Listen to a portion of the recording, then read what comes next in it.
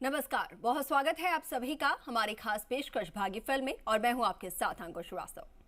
आपकी कुंडली में शुभ योग है और अगर सूर्य, चंद्रमा, शनि, गुरु या फिर राहु केतु से ग्रसित हो गया है या फिर इनमें से कोई एक नीच का या फिर अष्टम स्थान में या फिर 12वें स्थान में हो रहे हैं तो सफलता में दिक्कत आ सकती है। तो आज इसी विषय पर बात करेंगे और इस विषय पर हमें विस्तार से जानकारी देंगे। हमारे साथ जुड़ रहे हैं ज्योतिष परिषद एवं शोध संस्था अध्यक्ष ज्योतिष आचार्य पंडित पुरुषोत्तम गौड़ जी। आचार्य जी प्रणाम, आपको बहुत स्वागत है आपका। जी धन्यवाद। श्री राम जय राम जय राम, मेरे राम की जय हो। आचार्य जी का रुख करेंगे, उनसे विस्तार से बात करेंगे, लेकिन उससे पहले अगर आपके मन में भी कोई शंका है, अगर कोई परेशानी आपके जीवन में चल रही है तो आप भी हमारे साथ जुड़ सकते हैं और सीधा आचार्य जी से कनेक्ट होकर उनसे अपनी समस्या का हल जान सकते हैं। हमारा नंबर टीवी स्क्रीन पर हम फ्लैश कर रहे हैं, इस पर आप कॉल कर सकते हैं 0120715387 012071538826। और चलिए अब आचार्य जी का रुख कर लेते हैं और उनसे जान लेते हैं उन ग्रहों के बारे में। आचार्य जी, कहा जाता है कि कुंडली में शुभ योग है, लेकिन अगर ग्रह जो है वो सही दिशा में नहीं है, सही स्थान पर नहीं है या फिर नीच के हैं तो फिर सफलता में बड़ी दिक्कत आती है। कोई भी काम हम करने जाते हैं वो काम बन नहीं पाते हैं। आपसे जानना चाहेंगे कौन कौन से ग्रह हैं, उनकी वजह से अगर वो नीच के हैं तो क्या कुछ दिक्कतें आती हैं, कौन से स्थान पर अगर वो होते हैं तो शुभ योग होने के बावजूद सफलता में दिक्कतें आती हैं। देखिए, ये बड़ा अच्छा प्रसंग आपने रखा है और मैं समझता हूँ कि ये बहुत ही महत्वपूर्ण प्रश्न है। राजनीति में जी। सफल होने के लिए ग्रहों की स्थिति को देख करके ही आगे बढ़ना पड़ता है और राजनीति को लोग चुनते हैं तब जब उनके कौन सा ग्रह नीच का, कौन सा उच्च का, और कुंडली में संपूर्ण ग्रहों को देख करके फिर जाकर के आप अपना फैसला करते हैं तो ठीक रहता है। यदि आपकी कुंडली में शुभ योग है, यदि सूर्य, चंद्रमा, शनि, गुरु राहु केतु से ग्रसित हो या इनमें से कोई एक ग्रह नीच का हो या 8वें स्थान पे 12वें स्थान पे रहे तो सफलता में बड़ी दिक्कतें आती हैं। ऐसी स्थिति में भी फिर भी आप राजनीति में जाना चाहते हैं तो फिर ग्रह शांति करें, पूजा पाठ आदि कराएं, तभी आगे बढ़ें। जी। कलयुग में जाप का प्रभाव बड़ा माना गया है, इसलिए ग्रहों को मजबूत बनाने के लिए सूर्य, चंद्रमा, गुरु, शनि, राहु ग्रह का जप करा करके अपना पक्ष मजबूत करना चाहिए। अच्छे एस्ट्रोलॉजर से आप कुंडली का विश्लेषण करा के रत्न आदि धारण करना चाहिए, उनसे सलाह लेकर के उक्त ग्रह संबंधित रत्न धारण करना चाहिए। ग्रह से संबंधित रंग का वस्त्र आदि पहनना भी आपके लिए कई बार विपरीत ग्रह मजबूत हो जाते हैं। जी। राजनीति में सफलता होने के लिए प्रातः काल उठ करके स्नान आदि करके सूर्य को रख देना चाहिए। तांबे के लोटे में शुद्ध जल, थोड़ा सा काला तेल, लाल चंदन, रोली ध्रुवा चावल के कुछ दाने, हो सके तो अड़हल का फूल और पूर्व में मुख करके फिर तुलसी के पौधे पर दोनों हाथों से जल चढ़ाएं। ये जल यदि आप चढ़ाते हैं तो निश्चित आपको सफलता मिलती है और इसमें मंत्र का उच्चारण करना होता है, ओम सवित्रे श्री सूर्य नारायण नमः। इस मंत्र का उच्चारण करें, इससे सूर्य मजबूत बनता है। जी। और जिसकी कुंडली में सूर्य जब उच्च का होता है तो निश्चित उसे राजनीति में सफलताएं प्राप्त होती है। चंद्रमा को प्रसन्न करने के लिए निश्चल, सरस, शांत, हंसमुख स्वभाव रख करके जल जैसा मिलनसार शीतल बनाओ। जल किसी में भी मिल जाता है, देखिए आप जल को जहां डालो वहां मिल जाता है जी। तो जल जैसा मिलनसार व्यक्ति को बनना चाहिए। शनि देव की प्रसन्नता के लिए सबसे पहले तो न्याय प्रिय बने, सभी से न्यायोचित बात करें। शनि को आलस्य बिल्कुल पसंद नहीं है, इसलिए कर्मठ बने और विलासिता से कोसों दूर रहे। सफलता आपके कदम चूमे यदि आपका शनि खराब है तो। जी। और देखिए, राजनीति में रुचि रखना चाहते हैं, राजनीति में जाना चाहते हैं तो बृहस्पति की प्रसन्नता के लिए आप लोगों के बीच रहकर उनकी समस्याओं का समाधान करें। स्वच्छ और सुंदर वस्त्र धारण करें। राहु का शुभ फल पाने के लिए चतुर और चालाक बने। हम्म। इच्छेदार बात भी इसमें शामिल होती है। उच्च स्वर में अपनी बात रखें। कभी भी दो धाराओं में न बहें। असमंजस में न रहें। अपने व्यक्तित्व में असमंजस आने ही नहीं दें। जो भी बोले पूरे आत्मविश्वास के साथ बोलें, हम्म। तो राहु आपका बड़ा साथ देता है। जी। तो इस प्रकार से राजनीति में यदि किसी व्यक्ति को जाना है, हम्म। राजनीति में अपना कदम सफलता के लिए रखना है, हम्म। तो फिर आपको ये सब करना ही पड़ेगा। जी, जी। बिल्कुल, बिल्कुल। आचार्य जी, जैसा कि आपने बताया कि ग्रहों में अगर कुछ दोष होता है या फिर अगर नीच के हैं तो फिर क्या कुछ उपाय करने हैं। इसके साथ ही आपसे जानना चाहूँगी, ये बात हुई ग्रहों की, लेकिन कुछ योग ऐसे होते हैं जो कि कुंडली में होते हैं और जिन योग के बनने से या होने से जो व्यक्ति है वो राजनीति में एक अलग स्तर तक जाता है, एक मतलब हाई लेवल और प्रसिद्धि उन्हें प्राप्त होती है। तो वो कौन से योग होते हैं जो कि कुंडली में होने से राजनीति में आप अपना नाम कर सकते हैं? देखिए, आपने बड़ा अच्छा प्रश्न रखा है, बहुत ही अच्छा प्रश्न रखा। कल ही हमने ये टॉपिक लिया था, पंच महापुरुष योग। हम्म। पंच महापुरुष योग जो है व्यक्ति को राजनीति में बहुत संघर्ष तो कराता है, हम्म। लेकिन सफलता बड़ी देता है। हम्म। और ये कुंडली में जो पंच महापुरुष योग बनता है, हम्म। वो मंगल और बुध, बृहस्पति, शुक्र और शनि हम्म। से ही बनता है। और उसमें जैसा हमने कल बताया था सभी दर्शकों को, हम्म। कि मंगल से रोचक योग बनता है, बुध से भद्र योग बनता है, गुरु से अंश योग बनता है, शुक्र से मालव योग बनता है और शनि से शश योग बनता है। ये पंच महापुरुष योग जो है, हम्म। जिस व्यक्ति की कुंडली में बनता है, वो राजनीति में मुकाम हासिल करता है और बहुत सफलता प्राप्त करता है। जी, बिल्कुल। अच्छा आचार्य जी, अक्सर ये देखा जाता है कि जो पॉलिटिशियंस होते हैं, जो नेता होते हैं, वो सफ़ेद रंग के वस्त्र धारण करते हैं। उसका क्या इससे कोई कनेक्शन है कि उन्हें सफ़ेद रंग के ही वस्त्र धारण करने चाहिए? देखिए, ये आपने बड़ा अच्छा प्रश्न किया है, कि बहुत ही अच्छा प्रश्न किया है कि राजनीति के व्यक्ति को सफेद कपड़े क्यों पहनते हैं। ये बड़ा प्रश्न है। अ, देखिए, यहाँ हम बात करें कि ये सूर्य का प्रतीक होता है। हम्म। और सूर्य जो है जिनके अच्छे होते हैं, हम्म। जैसे अभी हम बात भी कर रहे थे, हम्म। सूर्य सफेद का प्रतीक होता है। सूर्य इसकी कुंडली मजबूत होता है या ये उच्च का होता है, जी। तो व्यक्ति बहुत तरक्की करता है। हम्म। भारतीय राजनेता सफेद पोशाक इसलिए पहनते हैं हम्म। कि उसकी वजह दो है। हम्म। कि एक तो आप देखिए कि सफेद रंग का कपड़ा जो पहनते हैं, जी। उसमें देश के हर गांव कस्बे से लेकर हर राज्य में सफेद वेशभूषा ही अधिकांश पहनते हैं, हम्म। क्योंकि ये सूर्य का बहुत पावर देता है। जी। और कुर्ता पायजामा, धोती, लुंगी जो भी पहनते हैं, हम्म। वो सफेद पहनना राजनीति के लिए बहुत ही पॉलिटिशियन के लिए हम्म।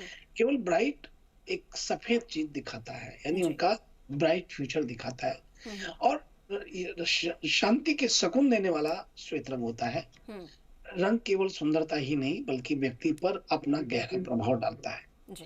हर रंग किसी विशेष गुण से संबंधित होता है। हम्म। सफेद रंग शांति, शुद्धता, विद्या का प्रतीक माना गया है। हम्म। यही वजह है कि आपने देखा होगा, मृत्यु होने पर भी लोग सफेद रंग के कपड़े पहनाते हैं, जी। ताकि उनके मन को शांति मिले। हम्म। यूं तो सफेद रंग को शांति का प्रतीक मानते ही है, हम्म। पर ये सफेद को जो है बहुत पावरफुल हम्म। और बहुत ही हम शुभ मानते हैं। जी। ये शांति भी देता है हम्म। और व्यक्ति का उद्धार भी करता है। बिल्कुल, जी। बिल्कुल, बिल्कुल आचार्य जी। हाँ, तमाम सवालों के जवाब आपने दिए हैं बड़े विस्तार से, और हमारे साथ दर्शक भी जुड़ रहे हैं, उनका भी रुख कर लेते हैं। बहुत स्वागत है, आप अपना सवाल कर सकते हैं आचार्य जी से। हेलो। हाँ, जी। हेलो। जी जी, नमस्कार, बताइए। हाँ, पंडित जी के चरणों में सबसे प्रणाम। जय आयुष्मान, श्री राम, जय राम, जय जय राम।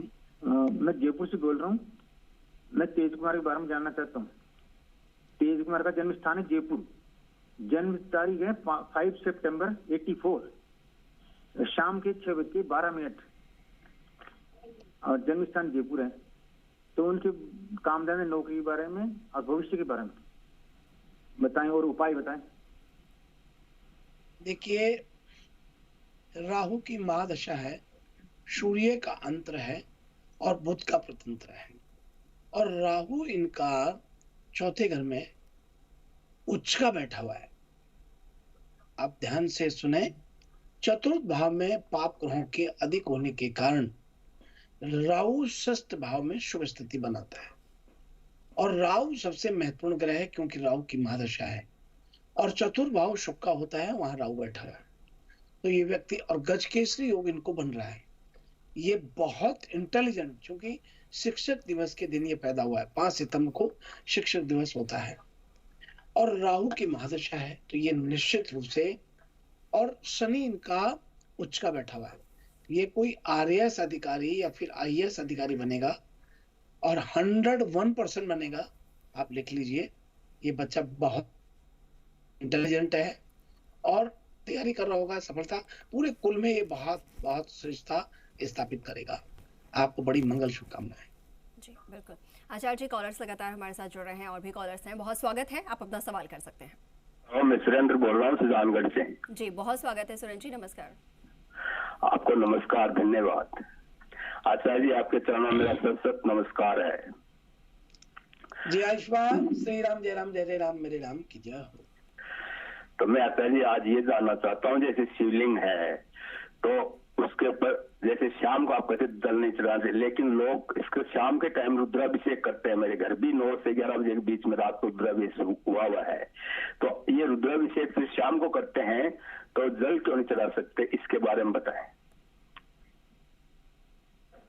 देखिए, आपने प्रश्न बड़ा अच्छा पूछा है, और ये प्रश्न बहुत महत्वपूर्ण है कि शाम को जल क्यों नहीं चढ़ाते हैं।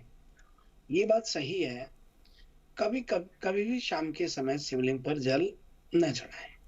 ऐसा करने से शिव पूजन का फल नहीं मिलता है, और उसका कारण है कि शिवलिंग पर देखिए, शाम को अभिषेक तो कर सकते हैं, चंडेश्वर का अंश यानी शिवलिंग का चढ़ा हुआ प्रसाद कभी भी ग्रहण भी नहीं करना चाहिए।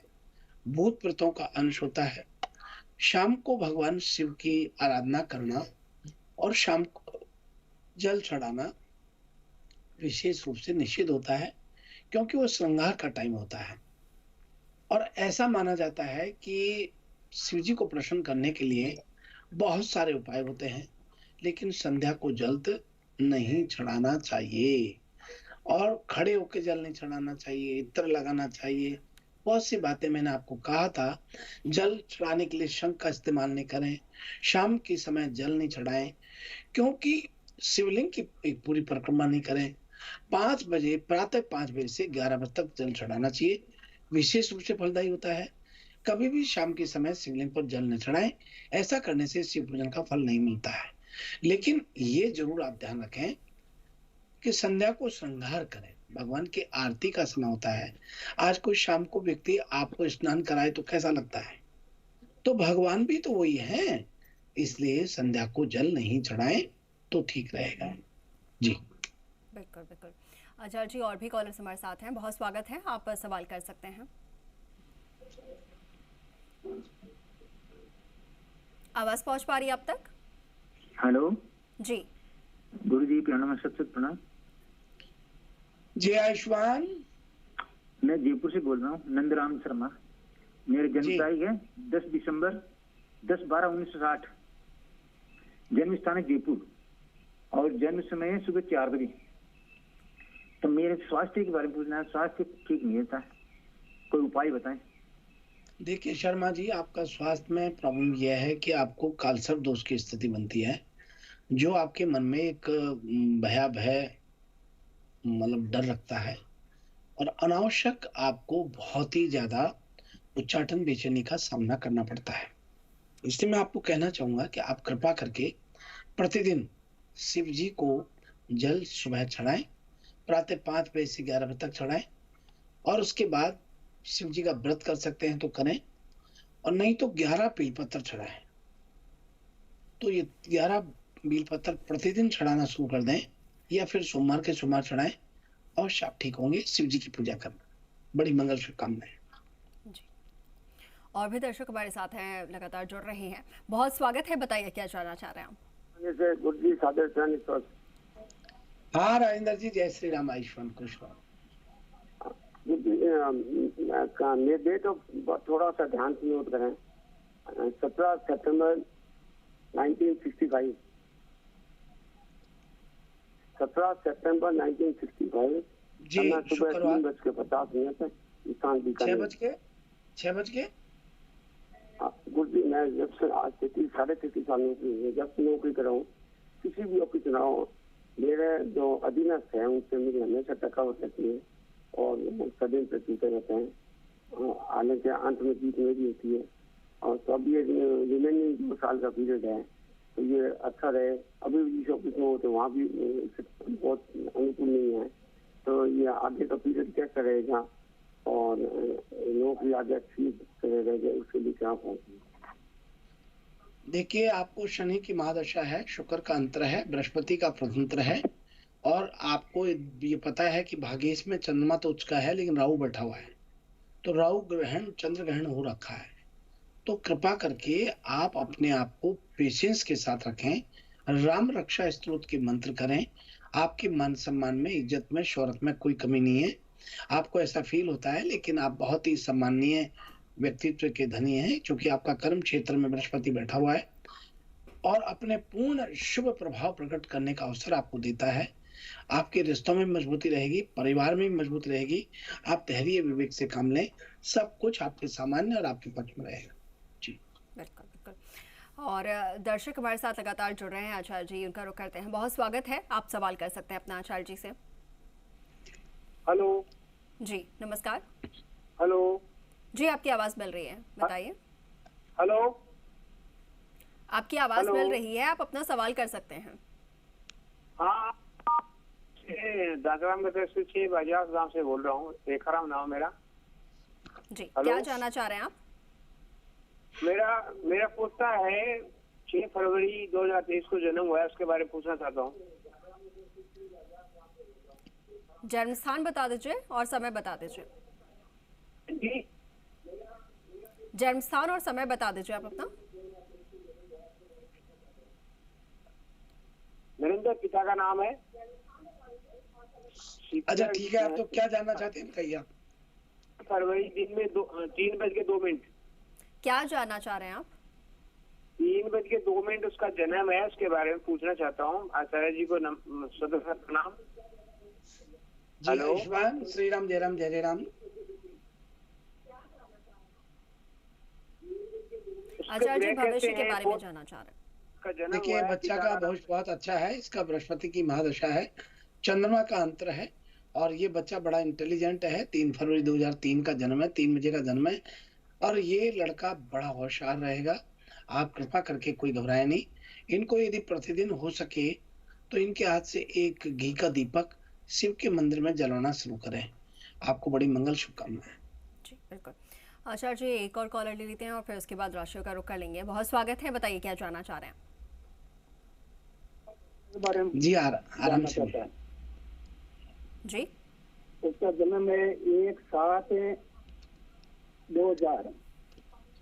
नाम नरेंद्र है और तो जन्म है 2:15 दिन में। जन्म स्थान 2000। उसका जन्म है 2:15 दिन में। जन्म स्थान बता दीजिए। सरकारी नौकरी के बारे में पूछना चाहता है, बहुत प्रयास किया, उसका कोई नंबर नहीं है अब। देखिए, ये बच्चा बड़ा स्वस्थ और प्रसन्न रहने वाला है, और क्षमा चाहेंगे, इस बच्चे को सरकारी नौकरी का संयोग बनता है, लेकिन 2025 में जाके बनेगा, 24 में लग सकती है। इसलिए आप धैर्य और से काम लें, अवश्य सरकारी नौकरी लगेगा। और यदि बन सके तो प्रतिदिन इनसे आप हनुमान चालीसा का पाठ करने के लिए कहें, अवश्य इनको सफलता प्राप्त होती है। बड़ी मंगल शुभकामना। आचार्य जी अब रुक कर लेते हैं राशियों की तरफ। दर्शकों को बता देते हैं आज का उनका दिन कैसा रहने वाला है। हाँ देखिए, सबसे प्रथम बात कर रहे हैं मेष राशि से। आज मेष राशि के जातकों को सरकारी नौकरी यदि आप कर रहे हैं तो आज के दिन कुछ नया विचार आपके मन में आने वाला है। राजनीति के लोगों के साथ उलझने से आज बचना चाहिए, अन्यथा आपके लिए बहुत अच्छा नहीं रहेगा। और अब आगे बढ़ते हैं और बात कर रहे हैं वृषभ राशि वाले लोग। किसी मित्र के साथ घनिष्ठ संबंध आज स्थापित हो रहे हैं। मित्रों का भरपूर साथ आज आपको प्राप्त में होगा। किसी के साथ कुछ अनबन संभव हो रही है, लेकिन ये जल्द ही सुलझ भी जाएगी। और भाई हम बात कर रहे हैं मिथुन राशि वाले लोगों की। दिन में सुस्ती छाई रहेगी, लेकिन दोपहर तक सब ठीक होने वाला है। सभी के साथ आपका स्वभाव मैत्रीपूर्ण रहेगा, लेकिन किसी को आपकी कोई बात खटक सकती है।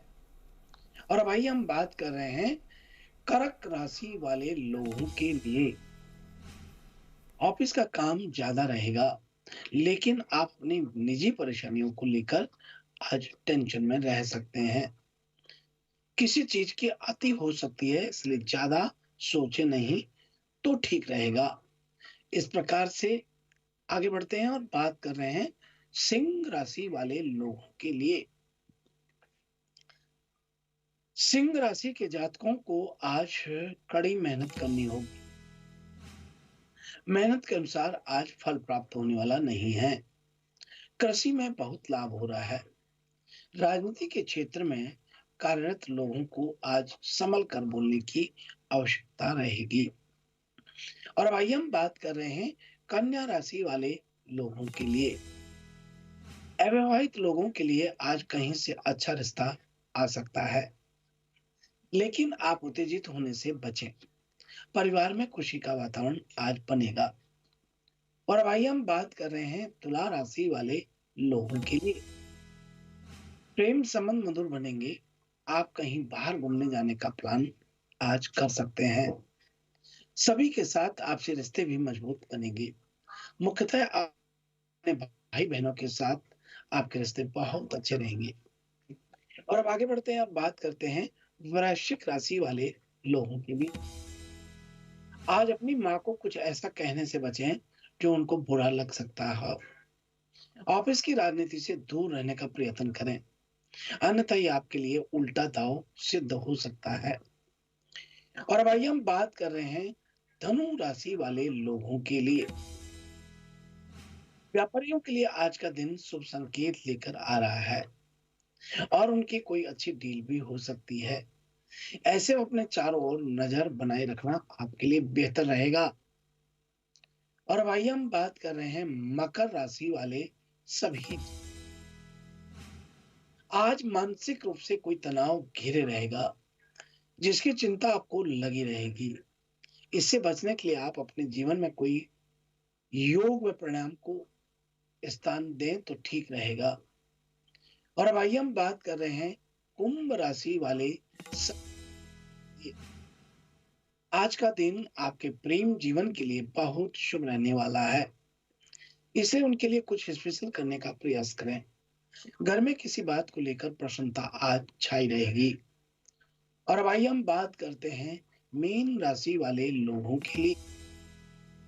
परिवार का वातावरण आध्यात्मिक बना रहेगा और घर में कोई पूजा अनुष्ठान भी हो सकता है। शाम के समय मंदिर जाएंगे तो आज बेहतर बना रहेगा। और अब इसी के साथ हमारे यह है राशिफल। जी बिल्कुल बिल्कुल आचार्य जी, आज का दिन दर्शकों का कैसा रहने वाला है ये आपने बताया है। दर्शकों को साथ ही किन चीज़ों का ध्यान रखना होगा वो भी आपने बता दिया है। आचार्य जी आपका बहुत शुक्रिया हमारे साथ जुड़ने के लिए। जी सुप्रभात, शुभ आशीर्वाद। श्री राम जय राम, जय राम, मेरे राम की जय हो। चलिए इसी के साथ फिलहाल के लिए भाग्यफल में इतना ही, लेकिन आप बने रहें जी राजस्थान के साथ। नमस्कार।